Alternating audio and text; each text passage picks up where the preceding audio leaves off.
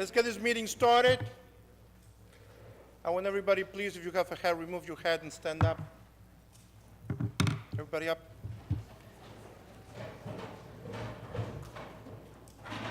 Mr. Burek? God of the universe, look thou with favor upon these here assembled, and bestow thy guidance upon the members of the governing body in their deliberations. This we ask in thy name. Amen. I pledge allegiance to the flag of the United States of America, and to the republic for which it stands, one nation, under God, indivisible, with liberty and justice for all.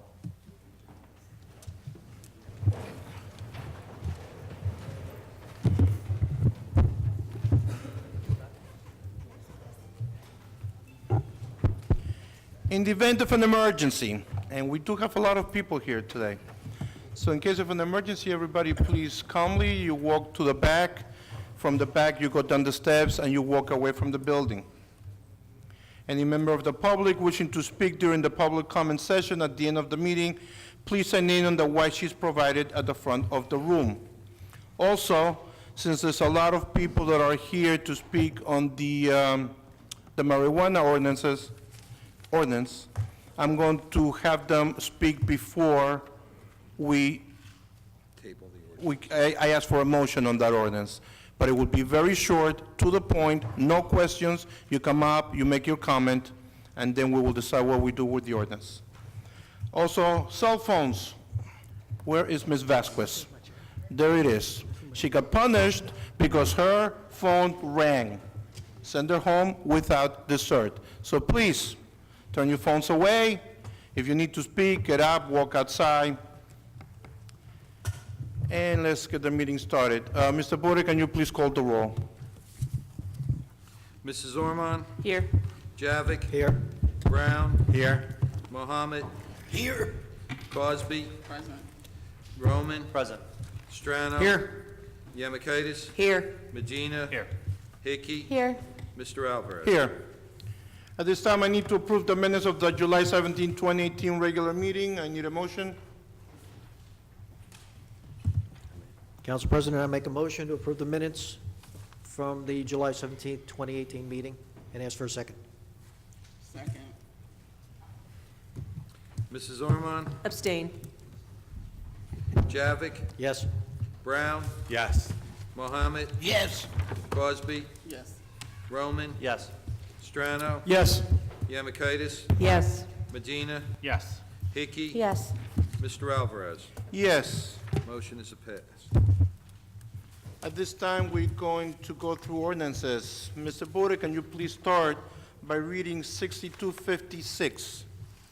An ordinance to adopt and amend the restated redevelopment plan entitled Linden Airport Linden Airport Development Area pursuant to the local redevelopment and housing law, NJSA 40A:12A-1 et sequence.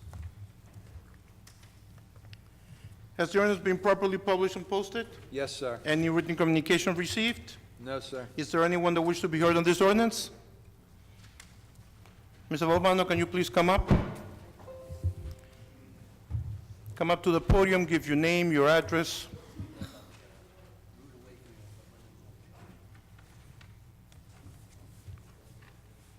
The red button? There you go. Thank you. Dennis Valvano, 339 West St. George Avenue, Linden.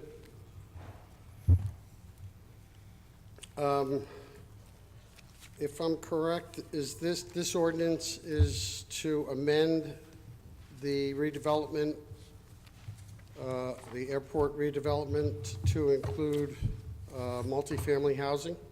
Where's Mr. Pauls? Mr. Pauls, can you please come up? And might as well stay up here. Good evening, Council President, Council members, James Polis, McMahon, Scotland, Bauman, Redevelopment Council for the City of Linden. Good evening, sir. Just briefly, this ordinance that could be considered for a vote this evening is for the amended and restated Linden Airport Redevelopment Plan. It is to include specifics for a residential unit of 27 rental units at this location. The location is bounded by certain features around it of other properties that would not make it conducive to it being any denser of a property. It's also adjacent to, obviously, airport, which, due to FAA regulations, can only be so high. So the density is limited to a proposed 27 units. If you'll also remember, last year, there was an RFQ for responses for individuals. We have been in contact with one individual, and this is the proposed plan we're moving forward with.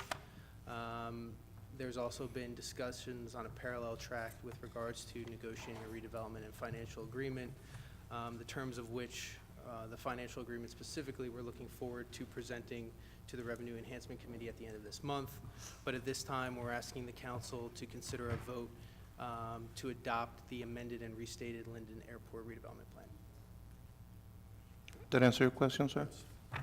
So quickly, back in 2007, the airport redeveloper came up with a last-ditch effort to try to use something on this property. Some of you may remember they proposed a banquet center. When that didn't work, they couldn't get anybody interested in it. They gave the city back the property, which pretty much told everybody that as it was currently zoned, there was no use for it, and they gave it back to the city. So it sat for 12 years or 11 years. And now an RFQ went out and somebody bid $300,000 for the property. However, now that the property is going to be rezoned as residential multifamily, it changes everything. It becomes a very desirable and valuable piece of property if you can build apartments or rental units there. And part of what happens is 27 units is probably worth about $700,000. You have a bid for $300,000. So if you continue on this course, you may as well write a check to the guy who made his bid for $400,000 instead of the city getting that money. I think the city could do a lot of good things with another $400,000, excuse me.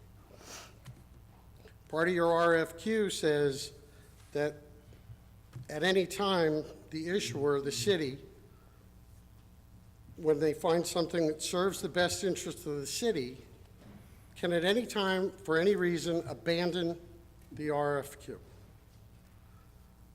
I submit that that's what you should do. You should rezone the property and auction it off. You don't have to give out any kind of tax abatements, pilot agreements.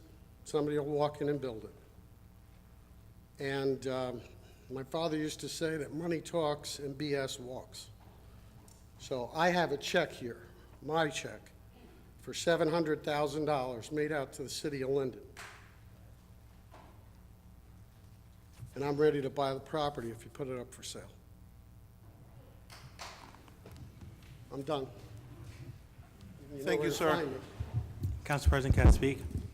Hold on a minute. Anybody else from the public wants to speak on this? Anything else you have to say, Mr. Valvano? Councilman Brown? Yeah. Dennis, I greatly respect you, but we've been dealing with this for, like you said, 12 years, this property. So 2007, as we know, 2008, 2009, you had the credit crash in here. So no one could have gotten a loan to build on that property. Now take it to 2010, 2011, 2012, property's still sitting. You own property here in Linden, as well as other people. No one has came forward to say that they want to build on this property. We have a new mayor that comes in, and he, as you can see, redevelopment is happening throughout the city. This is one of the properties. Now, James, correct me if I'm wrong, when we dealt with this last year, we asked if this property would be valued more the way it was, and we had our financial professionals go do their evaluations, things of this nature. Now, that being said, it was also explained to us at the last council meeting is that a developer can come in, buy it as it is, and they take on the risk itself to go out and rezone it. So with that being said, this developer is no different than any other developer that had the opportunity to acquire this property and then go through the process of rezoning if that's what they felt was in. Okay, but that's not necessarily true.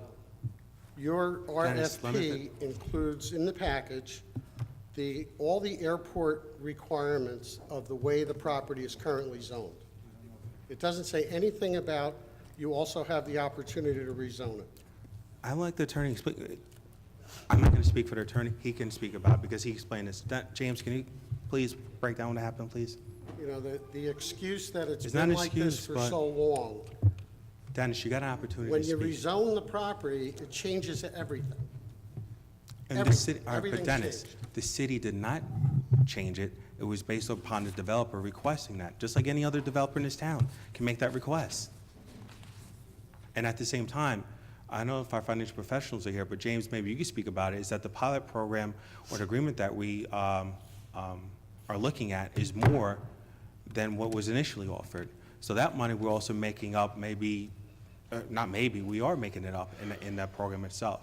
Look, I don't want to debate pilot programs with you. I know. Because we can run all the numbers and you can bring out your iPad, but the truth of the matter is when a person has a property and does not participate in educational taxes and does not participate in county taxes, the rest of us carry the burden. It's not split among any of those other people who get violence.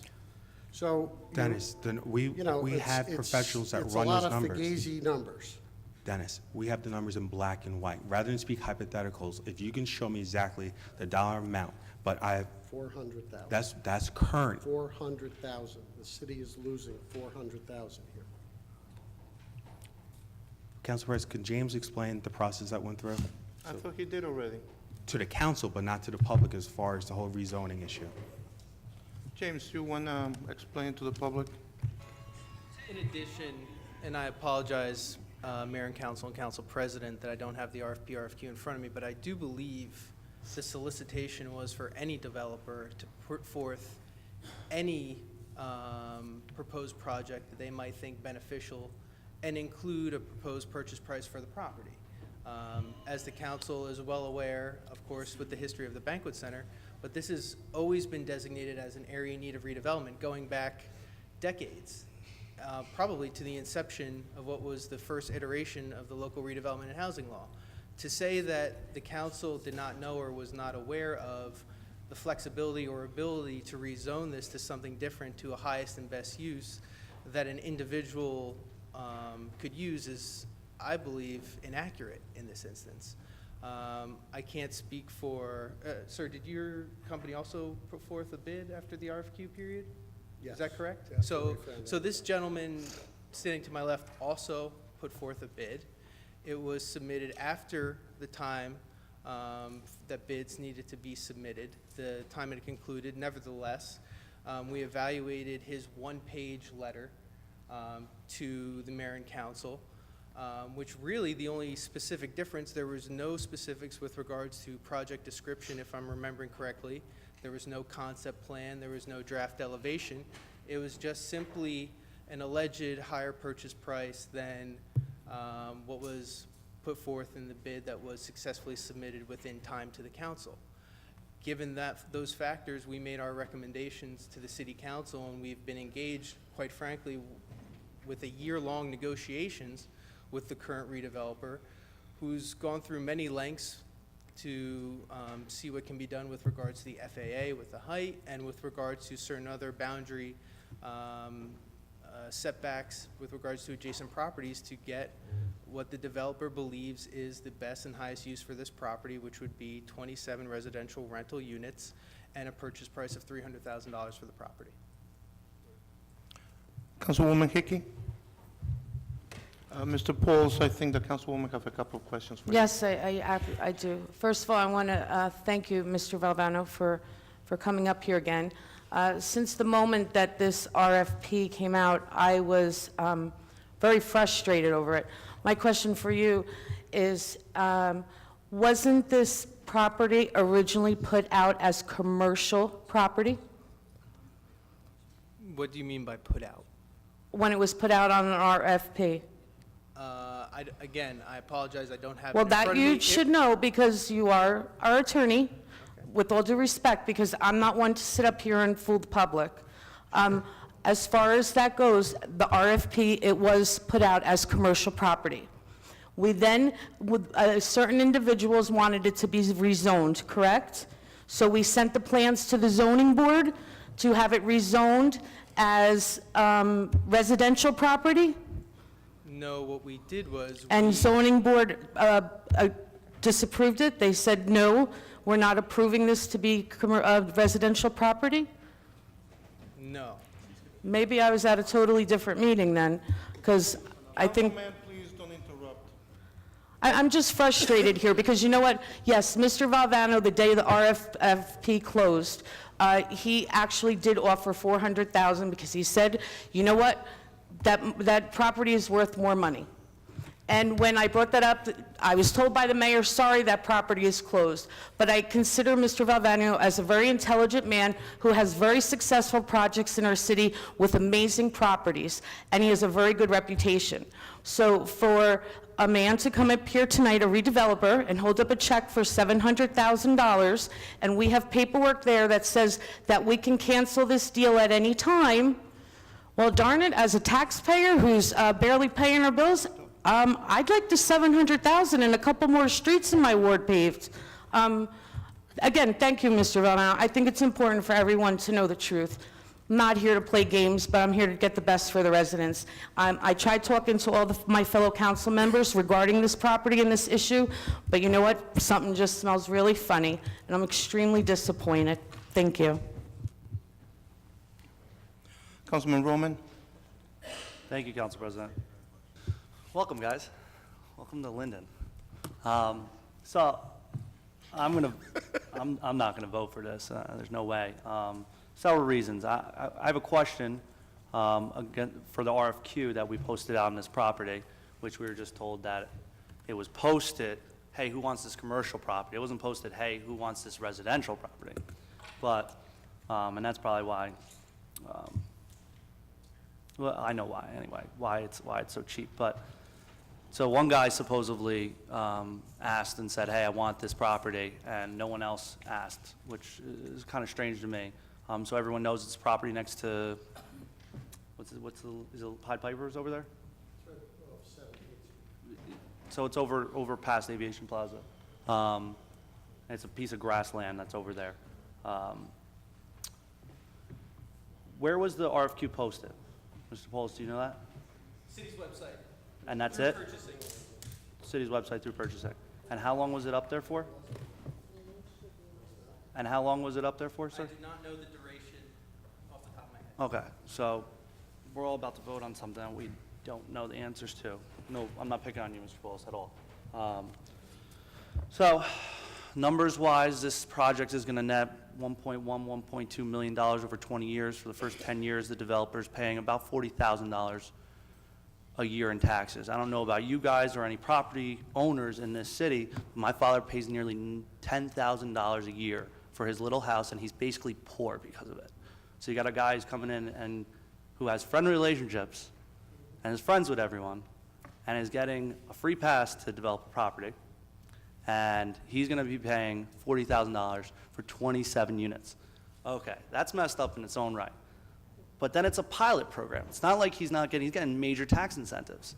And payment in lieu of taxes, which is what pilot means that instead of like this person's house, whoever owns a house, 49% goes to the Board of Education, 30-something% come to us, and 18% goes to the county.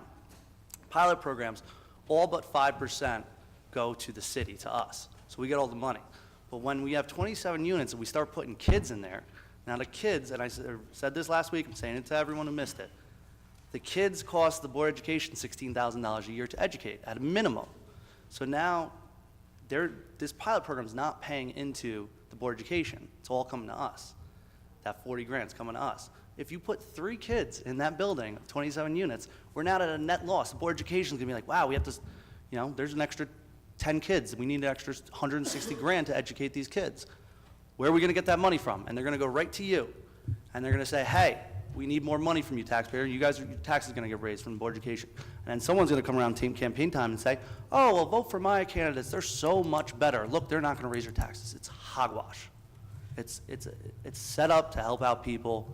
Now, I understand some council people are gonna say, I really want that property not vacant anymore. I wanna see something on it, and I get that. I understand it.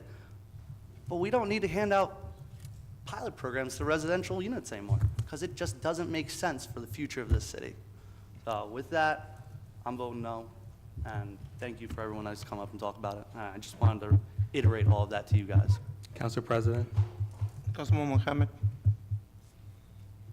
Good evening to citizens.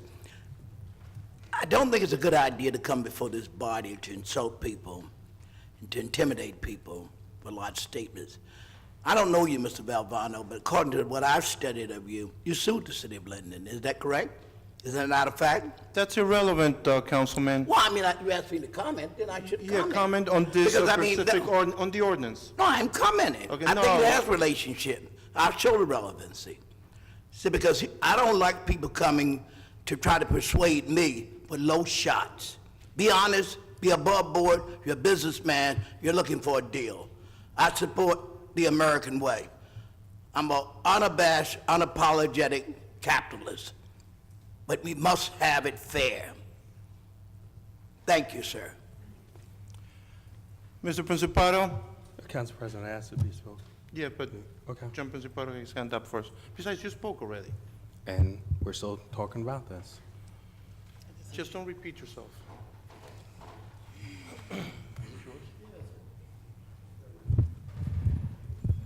John Principato, 1706 Westover Road. Listen, I don't care who the developer is. It does not matter, okay? It doesn't matter who the developer is. The bottom line is, as council people, you are our voices, our advocates, and you need to stand up for us, for what's right. If you don't do that, then you are directly contradicting your oath. Okay, I said this last month. The bottom line is that whoever the developer is went and asked to change the zoning. Now it's in your hands. You can say, we're not going to change the zoning. You bought it like this. You're going to have to develop it like this. Or you can say, you want to change the zoning, we're going to put it out for another bid as a commercial property, or residential, rather, as a residential property. It's very simple. It's in your hands. Now, if you have one developer offering you $700,000, you better bet your bottom dollar that there's going to be a developer right behind that developer that's going to bid more. Okay? That's the bottom line. So let's do this. Let me put it to you this way. If someone wants to buy your car for $500 and it's worth $1,500, are you going to give it away to them? No, you're not. You're going to get as much as possible. If you want to sell your house for $200,000, are you going to give it away for $150,000? No, you're not. So we have a shot here. It's in your hands. We have a shot to either get more money or let them develop it the way it was meant to be developed, the way it was put out in the RFQ. I have a bunch of questions. One of them is, what day was it advertised? I know what day it was advertised. Do you, council? I know I can look at it with purchasing, I don't have it off the top of my head. Well, End of June 2017. I'm going to tell you when it was. It was on a Saturday. When's the last time we advertised something on a Saturday? What paper was it in? I mean, listen, let's stop it here. Let's do what's right, okay? And let's get the most amount of money we can. Everybody knows what my taxes are, the $17,500. That's for the property that I live in. single-family home. That's more than a quarter of the taxes he's going to pay for 27 units? One unit for the first 10 years. For 10 years. It's a bad deal. It's a very, very bad deal. I can get into more particulars about the relationships, but I'm not even going to go there because it doesn't need to go there. The bottom line is, you have the power. Let's get the most amount of money for the city of Linden and for these people here, okay? Myself included. Thank you. Thank you, sir. Councilman Brown? You finished. So we talk about pilot programs, and John's right, 95% does go to the municipality. 5% goes to the county. Now, if you were to pay regular taxes, we would still get that 40,000, whatever amount, and the Board of Education would get their money. What John's not telling you is that the Board of Education, correct me if I'm wrong, Mayor, this year alone received additional, what, $4 million in state aid? They also received a couple $1 million in state aid last year and the year before that. Meanwhile, the city of Linden has not received an increase in state aid, I guess, since 2007. We're still stuck out, Council President, thank you. We're still stuck at the same number when it comes to our energy receipts and our state aid at $19 million. Councilman, stick to the ordinance. This deals with the ordinance. No, it's not the ordinance. It doesn't matter how much Council money we President, receive. with all due respect, I'm talking about the pilot program that they're talking about that's attached to this. Yes. Yes. So I'm going over the history of a pilot program. With all due respect, let me finish, please. Finish You didn't up. cut anybody else off. So with that being said, is that the reason why we have been doing pilot programs is that in other towns that are growing, such as Woodbridge and places down at the shores, they have been introducing pilot programs to increase revenue. As you can tell, that has had a positive effect on Linden's budget, where we were $5.2 million over the cap a couple of years ago, talking about laying off police and firefighters, eliminating trash pickup, to now we are hiring firefighters, we're hiring police officers, I think 42 within the last 3 or 4 years, and had a tax rate decrease. So we obviously are making right decisions that are setting the city in a better course. And on top of that, we go with our financial professionals, who James is one of our lawyers here, as well as our financial professionals who do our finances, who look and project revenues. And this is the same philosophy that we have been following for the last couple of years that has gotten us a AA bond rating by Moody's consistently. So to say that we're doing anything wrong, if anyone can show us legally if we're doing something wrong, and financially with the numbers, for the $400,000, and Mr. Valvano, I appreciate the $700,000, but this is over a year ago. Where was that offer over a year ago? To come here at the council meeting, all of a sudden, in the last minute to produce that, doesn't make sense to me. So my vote is yes for this. You had a developer that came with a goodwill and faith, presented an offer to the city. He did what any other developer would do, found an opportunity, utilized it, went through the proper channels, and to pull the rug underneath him, I think, is wrong. So that's my comment. Mr. Kaminsky? All right, I'm not going to get involved in the political fight. I'm just going to speak to the facts and normal. First of all, Mr. Mohammed, I don't know Mr. Valvano, never met him, really never met you. I have no axe to grind with you, but he seemed very respectful. He came up. If you want to make a case that he showboated a little bit, fine, but at the end of the day, I can understand the passion when he has a vested interest in this town. And as the councilwoman said, very, very good development. And he put up the money. He put his money where his mouth is. So I do respect that, and he was not disrespectful, in my humble opinion, at all. In terms of the facts. Excuse me, sir.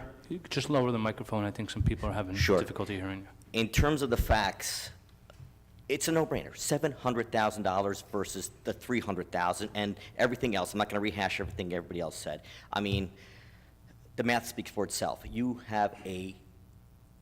in a position of stewardship and a fiduciary duty to do the right thing. So I don't know how you, if you vote for it and it passes, can go back and stare your constituents in the face and said you turned it down. Okay. In terms of financial professionals, so about this very development, it was a a similar discussion was had either last month or the month before. I asked to see, you know, I'm particularly interested in the footnotes and the presentation because it was offered up. So I came up to see it, and then I was led on a wild goose chase. About 2 hours the next day, I spent kind of going from department to department. Everybody's very nice, but nobody knew anything, and where all this stuff from the financial professionals was supposedly located. Actually, there was these very comments given to me. Well, there's really nothing in writing, nothing firmed up. There was just stuff, quote-unquote, floated around. So I don't know. If anything's changed, I'm still here to happily take a look at what these numbers, and specifically the footnotes. Again, in my job, I always, when I get presentations, the devil's in the details. So we want to see if these assumptions, I'm sure there are a lot of assumptions buried in there, are even reasonable.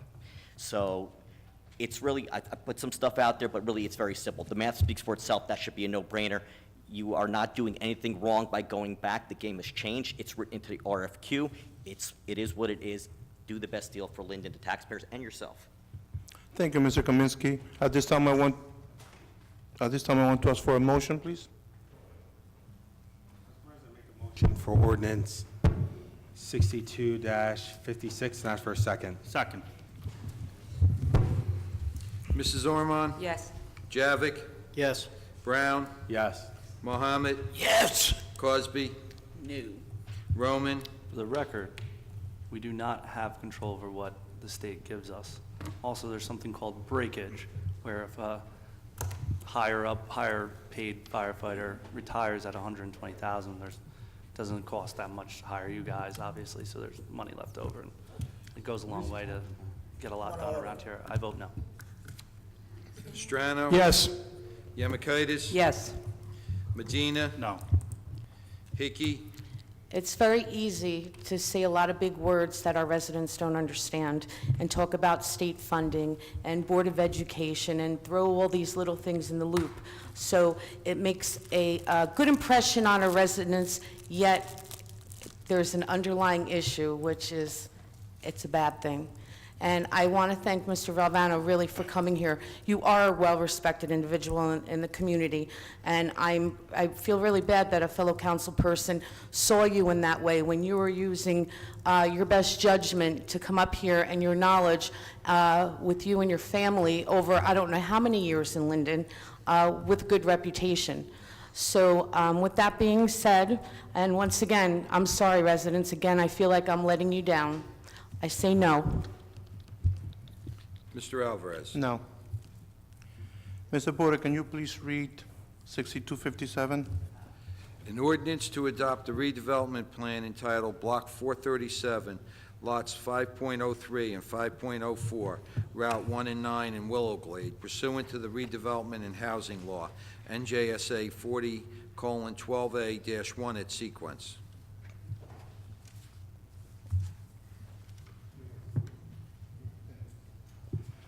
Has the ordinance been properly published and posted? Yes, sir. Has any written communication been received? No, sir. Is there anyone that wishes to be heard on this ordinance? At this time, before I ask for a motion, I want to remind council of one thing. When the roll call is called, okay, you say yes, no, or you abstain. No more comments. Okay, you had a chance to do the comments beforehand. So everybody, yes, no, or abstain. No, it's rules. Mr. Bodek, sorry. I need a motion for 6257. We asked for public comments, or was not? I did already. All right. Make a motion for introduction of ordinance 52-57, ask for a second. Second. Mrs. Ormond? Yes. Javik? Yes. Brown? Yes. Mohammed? Yes. Cosby? Roman? Yes. Strano? Yes. Yemakaitis? Yes. Medina? Yes. Hickey? Yes. Mr. Alvarez? Yes. At this time, I'm going to be asking to table 6259. As you notice, I'm skipping 6258. I will bring that at the end. No. No. Councilman, it's no, reversed. it's the other way around. Yep, yes, sir. So we want table 58. I need to table 60, I need a motion to table 6258. Council President, make a motion to table ordinance 62-58 and ask for a second. Second. Mrs. Ormond? Yes. Javik? Yes. Brown, Yes. Mohammed, Yes. Cosby, Roman, Yes. Strano. Yes. Yamakitis. Yes. Medina. Yes. Hickey. Yes. Mr. Alvarez. Yes. Mr. Porter, can you please read 6260? An ordinance to amend an ordinance entitled, "An Ordinance Establishing a Schedule of Titles, Salary Ranges, and Regulations for Maintaining the Classification and Salary Standardization Plan of All Employees of the City of Linden," passed August 15, 1995, and approved August 16, 1995, adding salary schedule 4-MM-6.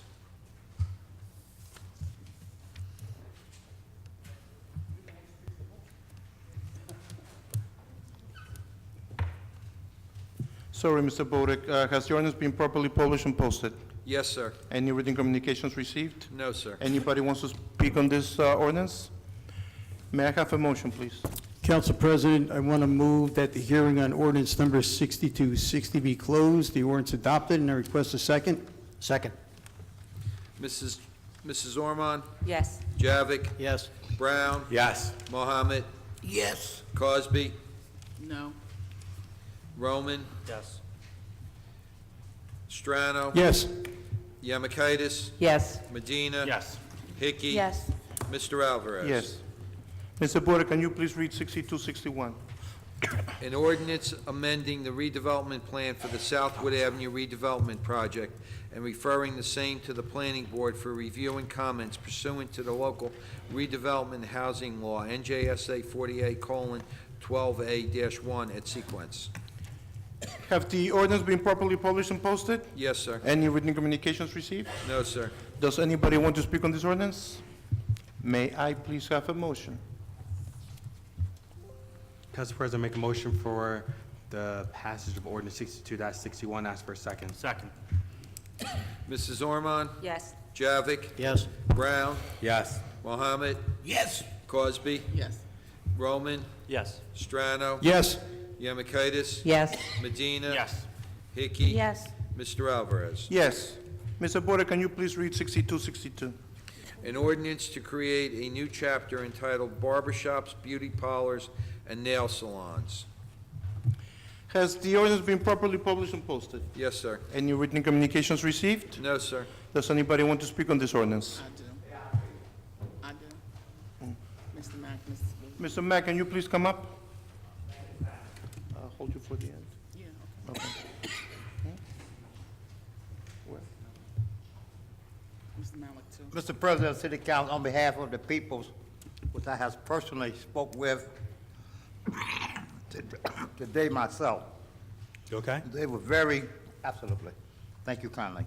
They were very impressed, but we need an explanation. Could you tell us, the peoples, reading this ordinance, what are you saying to us? Are we going to eliminate certain barbershops? We're going to eliminate some of these? Are we going to cut down on to permit or opposite? That's what we would like to know on behalf of the peoples. Okay. If you hold on, Mr. Mack, I'll have somebody who will answer that for you. Ms. Malik, is your question similar? Come, okay. Can you come up, please?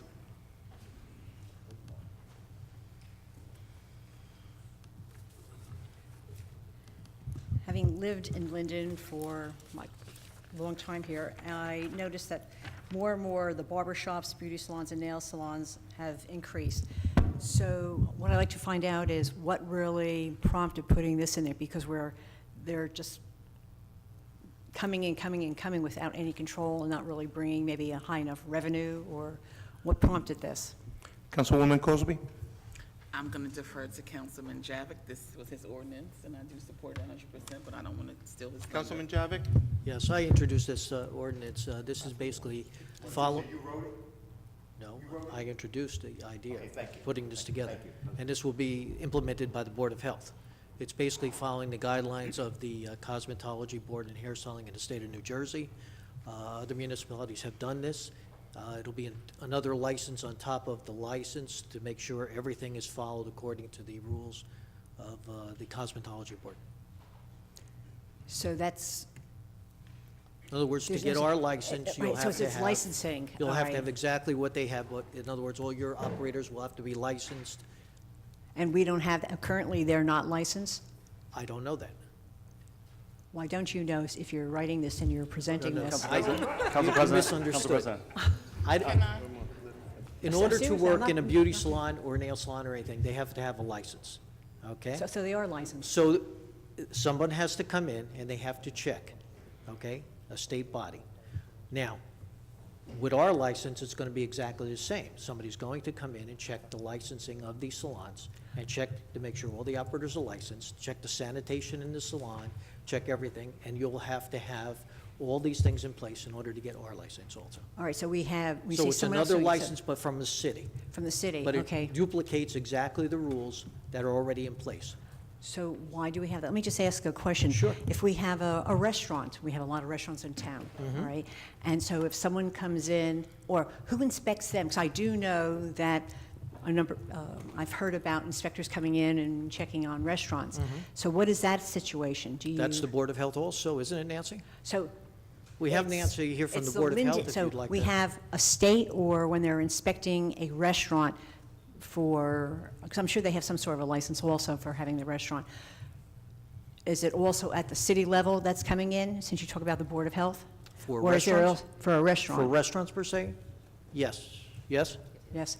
Is it also a deferring state? it to Nancy because she's the Board of Health. Council President, if Director. I may, Yes, Ms. Antonelli. I apologize for interrupting, just trying to move this along. So basically, the ordinance that's before you this evening, it's the city's attempt to essentially regulate and license beauty salons and barbershops and the like. You do have to have a license from the state, as the councilman correctly pointed out, but this just gives the city some better enforcement power, make sure that the people that are operating here are complying with the law. There are sometimes, as with ABC licenses, there's an overlap with state regulation as well as local regulation, so that's what we're doing here. When this issue came up with regard to whether or not people have proper licenses, et cetera, we had no enforcement mechanism to do that. The state could do that, but sometimes they inspect when they want to inspect, sometimes they do things at their convenience. This ordinance gives the city better enforcement power on a regular basis by requiring those businesses and those individuals to obtain a license from the city, and then they'll go through an inspection process. And in the event we get a complaint from a resident, we'll have the ability to determine whether or not they're still complying with the law. So it just gives the city another tool, if you will, to make sure these businesses are operating here properly. Right, and do you not think that these salons and barbershops are going to think of this as another encumbrance on them? And also, I assume that with the license, that's going to be additional revenue or different additional cost to them, correct? Yeah, actually, there is a licensing fee for that, so you are right. But again, I believe the ordinance stands for the greater good here. Obviously, anytime there's an attempt to license with a fee attached to it, someone's going to complain that they're paying an additional cost. Yeah, I don't have qualms with that. But the other thing is, I know it's come up on the council. There was an issue, we have a lot of car lots or not restaurants, but, lots or auto sales, okay? And this was maybe some time ago where we were questioning, how much revenue is that bringing in? And then also, I think even when we were talking about expanding the revenue coming into the city, bringing in maybe higher quality establishments. And then someone brought, maybe from the dais had said, we're getting all these nail salons, this salons, that salons, whatever. So with this licensing, is this also going to help us maybe really put a check and balance on the types of businesses coming in? Let Roshana answer. Ms. Cosby? So, years ago, we had actually talked about a business registration, but then we didn't have the capability through the clerk's office. And what would that do, the business The registration? businesses would register with the city of Linden. Right. So that we would know who's in town and what the nature of their business was. We don't have any sort of register like that currently? This is unique insofar as, to Councilman Javik's point, this would make sure that the establishments are following the state board of cosmetology laws, rules and regulations. So Councilman Javik and I are both licensed cosmetologists. And so for us, this is important so that we maintain the integrity of our industry. I'm a teacher of cosmetology also, so when you come into a place and you see people coming out or they're calling 911 because they got a service that was harmful to them Hair got physically. fringed or frizzed. No, I'm talking about like waxing services or like the barber cut you or something like that. So basically, it's just we're registering the business. That's the primary goal. But in that, it's going to make sure that the people who are, Mr. Mack, in those salons are complying with the state board rules and regulations. So that they have to either be a student of cosmetology with a state board student certificate or be licensed by the state board of cosmetology. Okay, one other question. For any establishment that's operating in Linden, is there some sort of department or an individual? I'm sorry, that's not part of this ordinance. What, okay, You can go to the clerk's all office. right. So even with this here, so even before having this ordinance, could someone from the city go into a barber shop or a beauty salon and check it out, to see that there's maybe no violations, no building violations, or, Construction code can go in, I believe. Health okay, department can or go even in, for cleanliness, but- health right, codes, but things like that? Not. So this is in just strictly general. following the cosmetology license there? Yes. Right, correct. rules and regulations for Interesting. sanitation, infection control, and things like that, and licensure. Okay, thank you. Thank you. May I, if you will, as being a associate with the barber shops, I respectfully submit the Internal General Office, they the ones handle that department. I would respectfully ask the mayor and the president of the city council and council people to please put this on the burner. And let's go back, because I spoke to the people, personally myself, today, from the front door of City Hall to the railroad tracks. And they have 100% agreed with the reading. I will ask them to please cancel this. Let's talk to the people. And let's talk, listen to what I said now, listen to me. Let's talk with the people before we decide what it was. They seem to be 110% in agreement with the ones I spoke with today. Be in agreement that this should be a situation where we have control. But we do not want control under high-perform manipulation, if you will, with all due respect. Let's do it in a manner that would be conducive to humanity, not on the terms of favoritism, because I think I used the wrong word, that favoritism. But the bottom line, according to the people, the barber shops, beauty salon, I think some of them is here, because I think, lady, you not? Mr. Mack, please stick to the... Well, the bottom line, I think you got the drift. All right, thank you, And I sir. ask you to count, table this, and let's go back to the caucus room, or go to the community and talk about it again. Thank you, sir. Miss, before I call on you, Councilman Brown?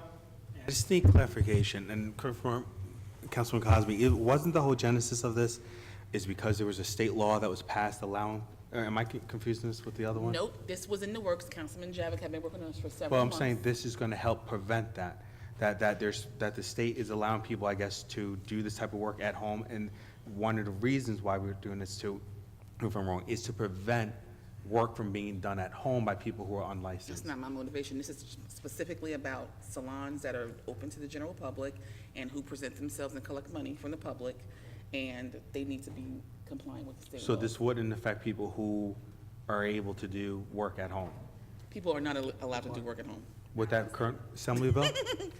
No. Okay.